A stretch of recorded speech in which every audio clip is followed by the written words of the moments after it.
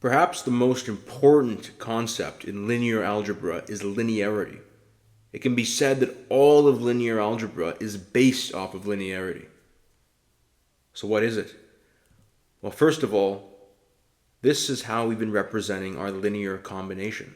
A linear combination of x1, x2, x3 all the way to xn is alpha 1 x1 plus alpha 2 x2 and all the way to alpha n xn. Just to be more concise, when we talk about linear combinations, we'll instead just do a linear combination of two variables, for example x1 and x2. But know that this can extend to a linear combination of any size that we wish. This is the definition of a linear function. A linear function takes in a linear combination, in this case a linear combination of the variables x1 and x2, and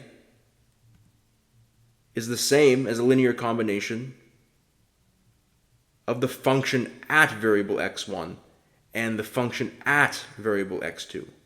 So it takes in a linear combination of variables, and it's equivalent to a linear combination of those same variables had they been fed into the function first.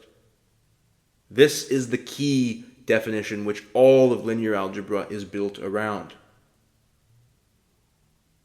Now let's try to determine if a function is indeed linear according to this definition. So we'll leave the definition at the top. Now let's take a look at this function. F of x equals 2x. Is this linear according to the definition in linear algebra?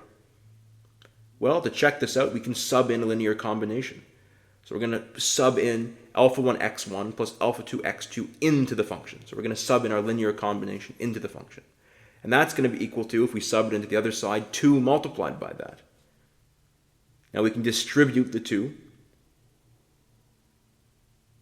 And since it doesn't matter the order in which we do multiplication, I'm going to rearrange each term so the 2 is in the middle. So it's beside the variable, x1 and x2. Now let's take a look. We have 2 multiplied by x1. But isn't that just the same as if we had done f at x1? Since the f at x function just multiplies by 2. And the same with 2 times x2. Isn't that just the same as if we had put x2 into our function? Because again, our function just multiplies by 2. So we can replace 2 multiplied by x1 with f at x1, and we can replace 2 multiplied by x2 with f at x2. And you can see we've arrived back at our original definition of linearity. So this is a direct proof. We've went from our function right to the definition of linearity. And we've shown that indeed the function f at x equals 2x is linear.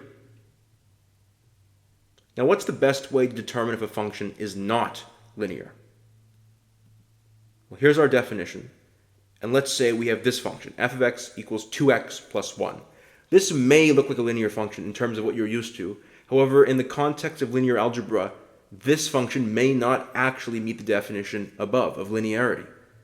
Now the best way to look at this is with a counter example, meaning find one instance where this function does not follow our definition, and if we just find one example, then we've proven that it's not linear. For instance, if I said all swans are white, then I found a black swan, then my initial claim that all swans are white would be false. All I need is one example where it's not true. And the same is in this case of linearity. If you can find one example where our function doesn't follow the definition above, then we can say it's not linear. Now let's just look at a simpler instance. Let's say our function, we throw in just a constant times one variable. Well, according to our definition, this should be the same as our constant multiplied by the function at that variable. This, by the way, we've just subbed in a one-term linear combination, which is essentially just multiplying the 2.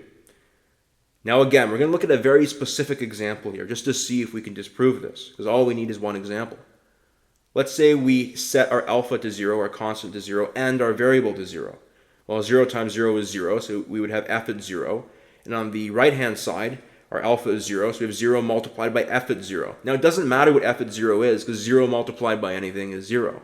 So f at 0 must be 0. And in fact, this is a key point for linear functions.